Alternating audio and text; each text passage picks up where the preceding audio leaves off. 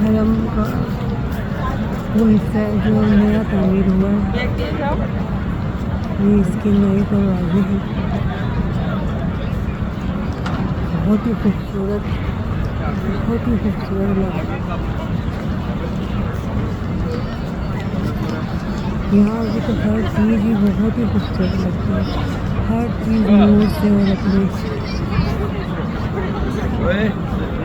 खूबसूरती लाजवाब है। मक्का टावर हरम शरीफ में कहीं भी खड़े हो जाओ, चारों तरफ से मक्का टावर इतना करीब नज़र आता है जैसे बिल्कुल ही साथ खड़ा हुआ है।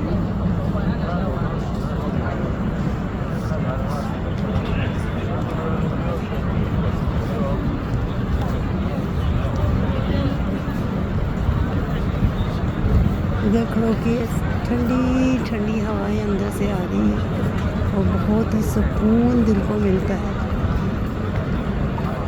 हाजियों का बहुत ज़्यादा रश है और हर हाजी अपनी इबादतों में मसरूफ़ है।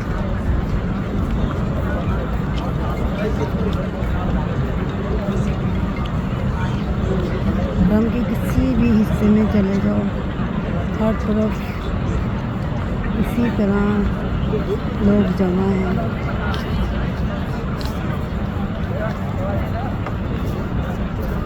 ये ईशा का टाइम होने वाला है, 8:30 बजे ईशा होती है।